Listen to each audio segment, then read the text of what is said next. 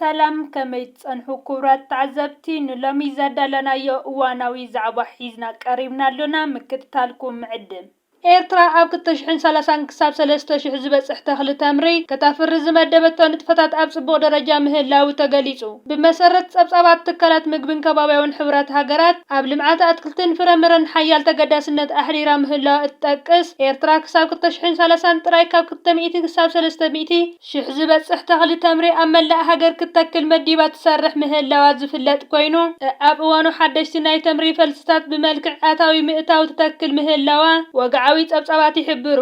እዚ ድማ ነቲ ሽቶ ሚኒስትሪ ሕርሻ ክሳብ 3000 ዝኸውን ተኽሊ ተምሪ ንምትካል ዝዓለመ ወፍሪ ደፋኢ ምዕባለታት ምዃኑ ይሕበር። ተምሪ ካብ ኣገደስቲ ናይ ቁጠባ ኣትክልቲ ኮይኑ ኣብ ክልቲኡ መታሕቲ ኤርትራ ብዘይ ዝኾነ ይኹን ጸገም ክበቁል ዝኽእል ምዃኑ ይሕበር። ኪንዮ ናይ ገንዘብ ተኽሊ ምዃኑ ኣብ ጽባቐ መሬትን ምህርታማ ኣከባቢው ብዙሕነትን ኣገዳሲ ተራ ዝጻወት ምዃኑ ዝጥቀስ ተኽሊ ተምሪ ኣብ ብዙሓት ከባቢታት ኤርትራ ብቐንዱ ድማ ኣገማግም ባሕሪ ብቐሊሉ ክለምዕ ዝኽእል ምዃኑ ይፍለጥ። ድሮ ድማ ኣብ ብዙሕ ከባቢታት ዝተተኽለ ናይ ተኽሊ ተምሪ ፍረ ክወጽእ ምጅማሩ ዕዳጋታት ክረጋጋእ ምጅማሩ ፕሮግራም ልምዓት ውድብ ሕብራት ሃገራት ኣብ ኤርትራ ይሕብር። ምስ ዕለታዊ ምግብን ቱሪዝምን ስሕበትን ሕብረተሰብን ኤርትራ ቀጥታዊ ምትእስሳር ከም ዘለዎ ዝሕበር ልምዓት ተምሪ ኪንዮ ናብ ዕዳጋ ዘነጻጸረ ምዃኑ ንሰፊሕ ገምገም ባሕሪ ኤርትራ እውን እንተኾነ ግርማ ሞገስ ዝውስኸሉ ምስቲ ምዃኑ ኣብ ዝወፍሪ ብኣካል ዝተሳተፉ ሓረስቶት ይገልጹ።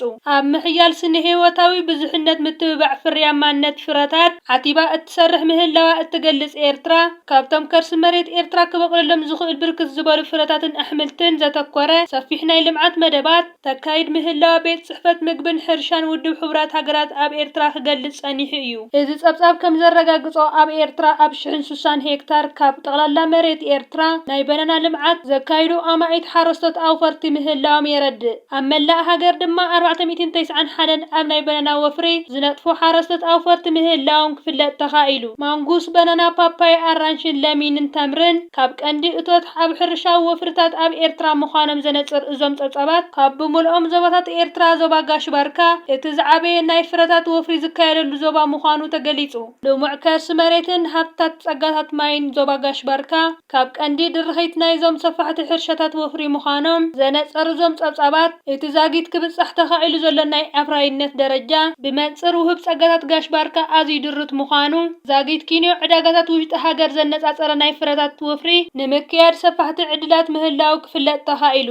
ኣብ ምዕራባዊ ክፋል ኤርትራ ዝርከብ ዞባ ጋሽ ባርካ ቀንዲ መራኸቢ ቦታታት ናብ ሃገረ ሱዳን ኮይኑ ንሩባ ጋሽ ሓዊስካ ሰፋሕቲ ምንጪ ዓበይቲ ማያት ዝርከቡ ሃብታም ዞባ ምዃኑ እዩ ዝፍለጥ። ድሕሪ ናጽነት ዝተሃነጸ ዲጋታት ብከርከበት ዝርከቦም ዓበይቲ ዲጋታት ምህላዎምን ኣብ መዳይ ሕርሻ ወፍሪ ሓደ ስጉሚ ንቕድሚት ምዃኑ ይንገር። ናብ ዕዳጋታት ሃገራት ተኽለጅንን ሰሜን ኣፍሪቃን ብቐንዱ ድማ ሃገራት ዞባ ቀርና ኣፍሪቃን ዘነጻጸረ ልምዓታዊ ንጥፈታት ፍረታትን ኣትክልትን ተካይድ ምህላዋ እትግለጽ ኤርትራ ከም በናና፣ ኣራንሺ፣ ማንጉስ፣ ለሚንን ካልኦት ኣገደስቲ ፍረታት ናብ ጎረባብቲ ሃገራት ብመልክዕ ሰደድ ክትልእኽ ጸኒሓ እያ። ነዚ ንምትግባር ድማ ሰፋሕቲ ከዘንቲ ማያት ዲጋታት ክህነጹ ምጽናሖም ወግዓዊ መንግስታዊ ጸብጻባት የረጋግጹ።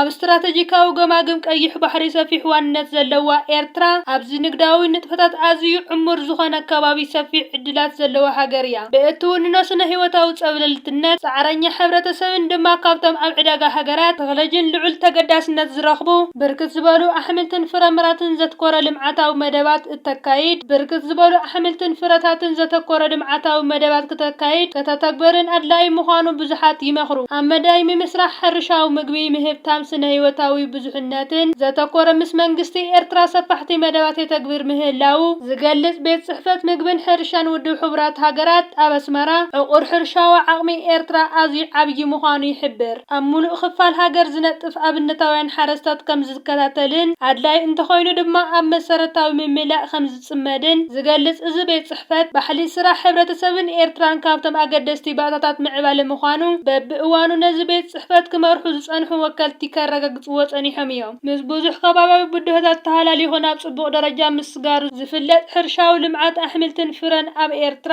ፍርያቱ ኪንዮ ዘቤታዊ ንግዳዊ ዕዳጋታት ዝዝርጋሕ ወግዓዊ ሰነዳት የረጋግጹ። ኣብ ቀረባ እዋን ድማ ናብ ዕዳጋታት ሃገራት ከይድጅን ብቐንዱ ድማ ናብ ዕዳጋ ዓለም ዘነጻጸረ ናይ ምፍራይ ምምስራሕን ምዕሻግን ንጥፈታት ክበረታታዕ ምዃኑ ይሕበር። ብሰንኪ ተደጋጋሚ ግዝኣታዊ ክስተታት ባህርያዊ ሓደጋታትን ተዳኺሙ ዝጸንሐ ሃገራዊ ሕርሻዊ ፍርያማነት ኣብ ኤርትራ ብሳላ ምዕቃብ ሓመድን ማይን ዝቐደመ መንግስታዊ ፖሊሲ ኣብ ድሓን ኩነታት ምህላውን ብርክት ዝበሉ ስነ ህይወታውያን ክምለሱ ክኢሎም ምህላዎም ወግዓዊ ጸብጸባት ሚኒስትሪ መሬትን ማይን ከባቢን ኤርትራን ይሕብር። ኤርትራ ከም ባናና፣ ኣራንሺ፣ ለሚን፣ ፓፓየ፣ ማንጉስ፣ ገባን ታምርን ዝኣምሰሉ ፍረታት ብልዑል መጠን ክፍረየሉ ዝኽእሉ ፍርያማ ሃገር ምዃና ይፍለጥ። ብመሰረት ዝተፈላለዩ መርበብ ሓበሬታ ግብፂ ሒዘን ዝወፃ ዘለዋ ጸብጸባት ኣብ ዝቕጽሉ ቀረባ እዋናት ኣብ መንጎ ላዕለዎት ወተሃደራውያን ኣዘዝቲ ናይ ግብፅን ናይ ኤርትራን ቀጥታዊ ርክባት ከካይዱ ምዃኖም ሓበሬታ ሒዘን እናወፃ ይርከባ። ብመሰረት እዚ ሓበሬታ ክልቲአን ሃገራት ድሕሪ ፕረዚዳንት ኢሳያስ ኣፈወርቂ ኣብ ግብፂ ኣብ ዘካየዱ ናይ ስራሕ ምብጻሕ ፕረዚዳንት ግብፂ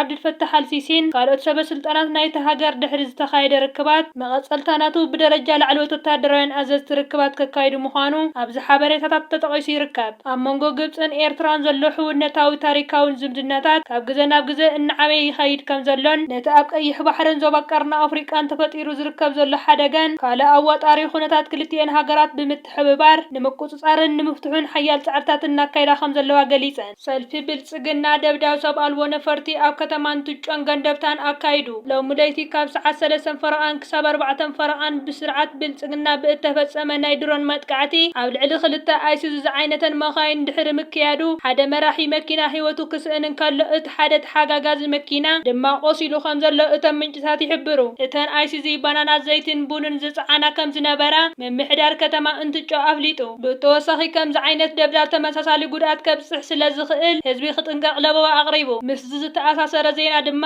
ካልእ መጥቃዕቲ ድሮን ሰዓት 5 ፈረቓን ኣብ ገንደብታ ከባቢ እንዳ ማርያም ሸዊቶ ተፈጺሙ። እቲ መጥቃዕቲ ኣብ ልዕሊ በርበረን ሸቐጣትን ዝጸዓና መኻይን ከም እተፈጸመ ተሓቢሩ።